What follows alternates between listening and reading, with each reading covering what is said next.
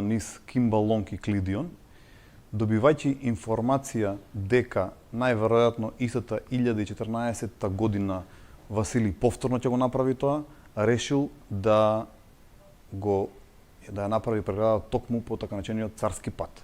Имено, царскиот пат водел во делот на Македонија од Кавала преку Сер низ Рупелската теснина кон денешен Петрич и потоа кон Струмица. Византиските војски, предводени лично од императорот Василий II во летото 1014 година, се упатиле кон средишните делови на Македонија, движејќи се, како што предвидел вештиот стратег Самуил, по царскиот пат. Но кај клисурата Клидион, Клуч, се соочиле со преграда наречена Дема.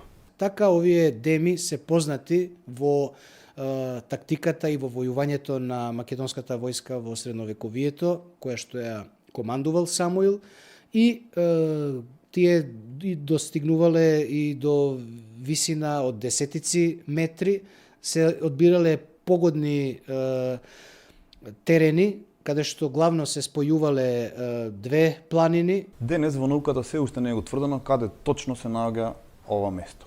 Имено, според изворните информации, но и според конфигурацијата на теренот, современите историчари имаат во предвид две варијанти. Едната варијанта се однесува на местото Клуч, кој се наоѓа на северната падина на планината Беласица, на местото каде што Беласица најмногу се приближува кон Огражден. Второто место е Рупелската клисура, која што се наоѓа кај денешното место Клиди, всушност Валовишки премин, Валовиште, кое што се географски е лоцирано на источната падина на Беласица, во делот помеѓу Беласица и помеѓу планината Ченгел. Главно на такви места Самуил поставувал пречки, така наречени деми. Преградата била направена во голема тајност по претходна наредба на царот Самуил и таму на демата биле поставени Самуиловите војски. Судирот помеѓу двете воени сили доправа престој.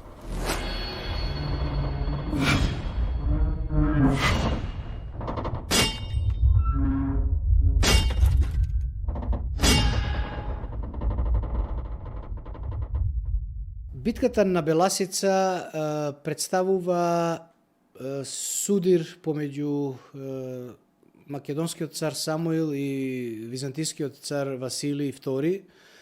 Конечна пресметка после долгогодишно војување на овие две царства, на овие две силни, многобројни војски. И во тој конечен судир, кој што се одвивал во втората половина на месецот јули 1014 година, се предпоставува дека на двете страни биле ангажирани околу 300 до 350 илјади војници, значи една бројна сила од околу 700 илјади војници на двете страни. Во оваа битка лично учество ќе земат двајцата најмоćни владетели во тоа време на Балканот, Самуил и Василий II. Византиската војска при судирот со силната одбрана поставена во клисурата не можела да напредува понатаму. Напротив. Добро поставената заседа, со која безпрекорно биле препречени приодите во клисурата, заградени со прегради, длабоки ровови и обезбедени со силна воена посада, поставена и по околните тврдини, му нанесувала видни човечки загуби на непријателот. Кога за прв пат во таа битка наишла византиската војска на оваа пречка, била изненадена, таа не можела поинаку да ја помине оваа клисура, освен да настапува во колони. Па така, колоните кои што го започнале движењето, доживувале страотни порази од македонските единици кои што биле добро распоредени во рововите ископани околу демата, на височините, од разни позиции действувале врз византиската војска и нанесувале стравотни загуби на византиската војска. И покрај бројната надмоќност на византиците, Василий II, воочувајќи ја воено-стратешката надмоќност на Самуиловата војска, започнал да размислува за повлекување. Царот не се откажа од потфатот, туку самиот тука се задржа некое време, напаѓајќи ја одбраната. И кога царот стигна, се обиде да навлезе. Тој најпосле почна да ја губи надежда дека воопшто ќе помине, бидејќи чуварите храбро се бранеле и одозгора ги уништувале нападјачите, ги убивале, ги ранувале. Во предвечерието на Белосичката битка, Самуил, освен што направил преградување на теснините кои што воделе кон неговото царство, всушност тој прави еден друг план. Прави нешто што се вика поделување на жариштето, односно на боиштето на два дела. Сметал дека тоа е логички начин на поделување на силата на византискиот император Василий II, за да не биде сконцентрирана на едно место. Стратешки, за да ја оддели ова голема бројна сила упатена према македонскиот престол, према македонската држава, Самуил го упатил својот војсководач Несторица од позициите на планина Беласица да изврши со конјаницата напад кон градот Солун, односно да предизвика тактички маневар кај византиската војска за да дел од силите кои што биле централно насочени кон врховната команда на македонската војска да ги одвлече, односно да ги раздели. Пред зидините на Солун се случува едно одмерување на силите, каде што тежината на резултатот оди на страната на Солунскиот дукс и во таа битка особено изворите го забележуваат учеството на неговиот син Михајло како еден од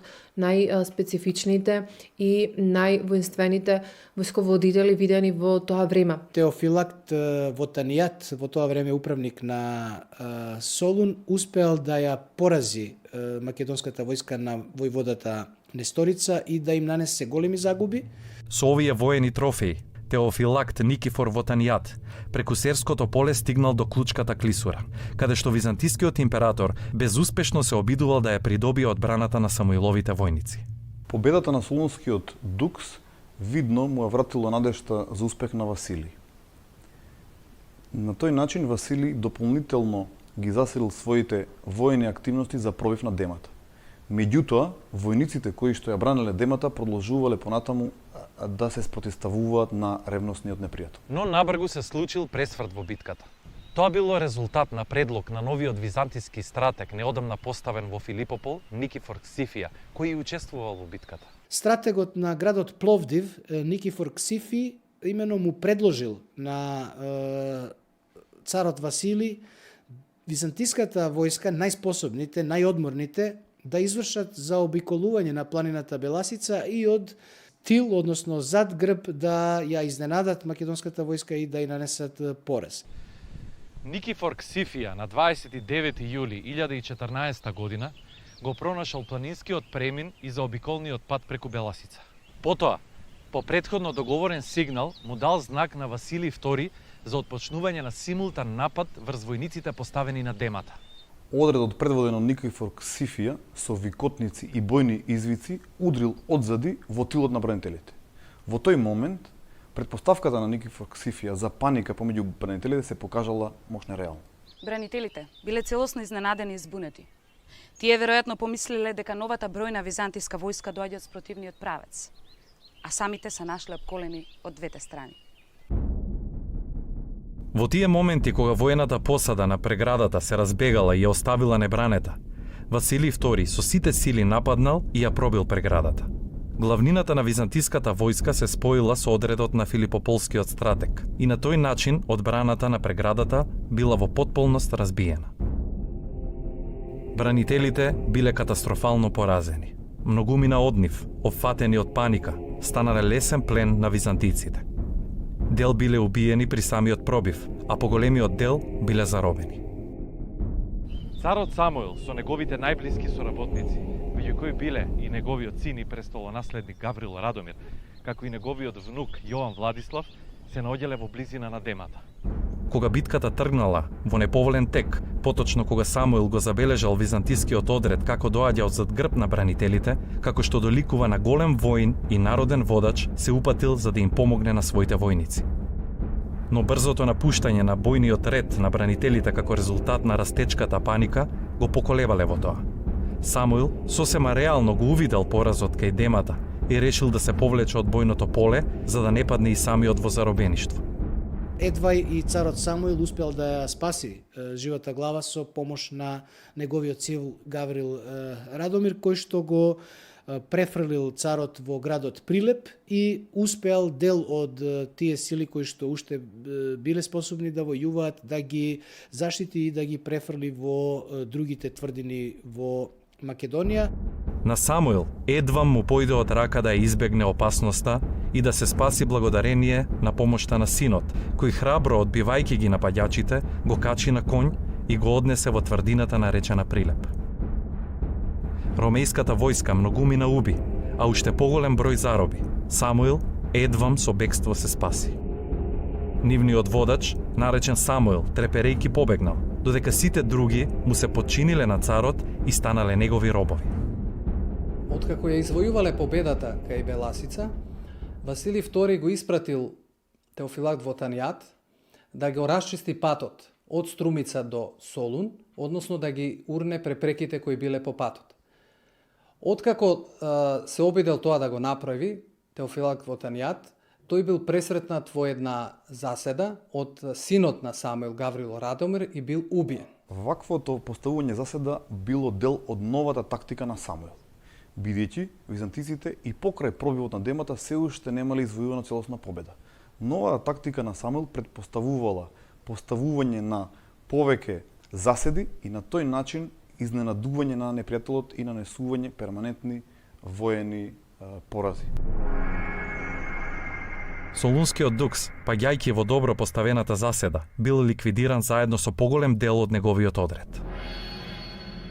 Откако во Танијат паднал во заседа, беше од сите страни опкружен и од озгора со камења и со стрели беше гаѓан. И никој не можеше да се брани поради теснецот и неможноста од клисурата да се најде излез, па и самиот загина. Дури не можејќи да ги користи своите раце, бидејќи Радомир со копието што го носеше му ја распара утробата. Со него изгина и поголем дел од војската. Битката продолжувала. Сега предноста се свртела на Самуилова страна. Но за кратко. Еден грозоморен чин, непознат за човековиот здрав разум, дури за средновековните луѓе, испротивен на сите воени пишани и непишани правила, начела и етики, ќе го промени тоа. Дознавајќи за исходот на неговата предходница, Василий II бил трогнат од смртта на својот истакнат војсководач и миленик. Тоа го срушило неговиот праг на толерантност. Лично погоден, византискиот император најпрво донел одлука каква што очекувале Самуил и Гаврило Радомир, со војниците кои продолжувале да се спротиставуваат на непријателот. Василий II ја прекинал намерата да ја заземе Струмица и да се упати кон Солун. Ја прекинал опсадата и се вратил назад. Најпрво кон градот Мелник во областа Загора, кој потем успеал да го заземе и се вратил кон Мосинопол. Но пред да замине за Мелник, нешто се прекршило во него. Сакајќи да се одмазди за загубата на Солунскиот дукс, но и за децениските порази кои што ги трпел од Самуил и неговите војски, византискиот император издал чудовишна наредба.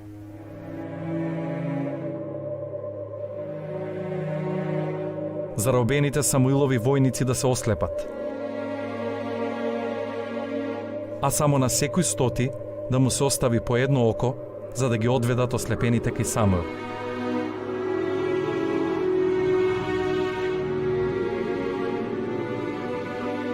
Тоа бил акт на очај и гнев поради немоќ да се реализира осмислената цел. Нареди секоја група од по 100 ослепени да ја води еден едноок и да му ја испрати на Самуил. Царот на заробениците од 15.000 на број, на сите им ги извадил очите, а на еден од секоја 100 му оставил по едно око, за да им биде водач на овие, и нареди така да отидат ки својот водач.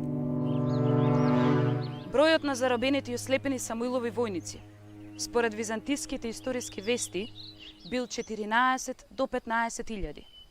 Секако оваа бројка е намерно повеќекратно зголемена од византиските автори, кои со тоа имале за цел најпрво да ја покажат силата на Василий II, кој извојувал победа над многу... Местото на извршување на ваквиот чин не е познато.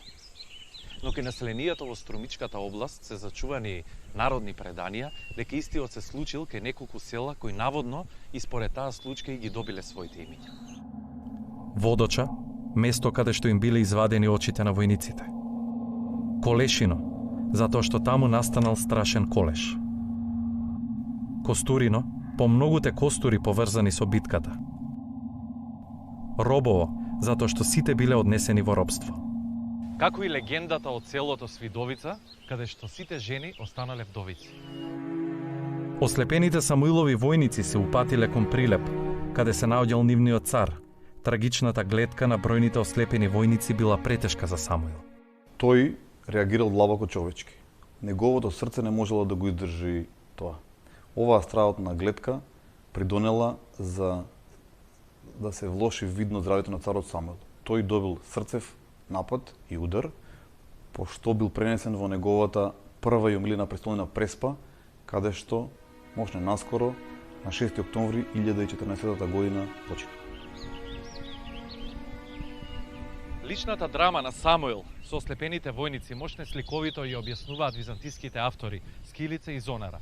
Според Јован Скилица, Самуил, гледајќи ги како надоаѓаат во толкав број и поредок и не поднесувајќи ја несреќата храбро и воздржано, добил вртоглавица и се онесвестил и паднал на земја. Присутните со вода и мириси му ја повратија свеста и тој малку се опорави. Откако дојде при свест, побара да се напие ладна вода. Земајќи ја и испивајќи ја, доби срцев удар и подвадено умре. Откако ги здогледал и не можејќи да го поднесе тој ужас, Самуил се затетерави и онесвестен се ничкоста на земја. И откако малку се созема, падна од срцев удар и умре. Самуил бил погребан во царската престолнина во Преспа, веројатно кај и црквата Свети Ахил, каде се чини дека е пронајден неговиот гроб. При археолошките ископувања, кои што се водени во 1966 година под раководство на солунскиот професор Муцополус, во Мала Преспа на остров Свети Ахил откриени се 3 гроба. Крај едниот од нив, во јужниот дел на црквата Свети Ахил, пронајден е скелет на возрасен маж, кој што има видна повреда на левата рака. Тоа може би упатува на една од повредите на царот Самуил, евентуално на онаа која што ја здобил Самуил уште во битката кај Сперхеј.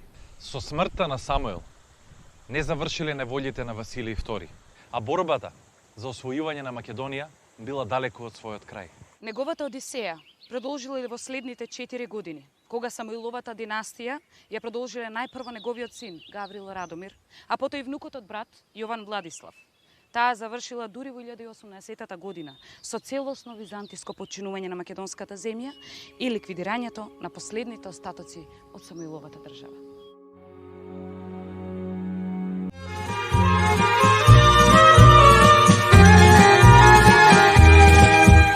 Светите браќа солунски, Кирил и Методија, столом крај белото море, свето писмо создадоа. Клименти на Охристи, народот свој го просветија, во Охрид крај води езерски, во прво школу македонско.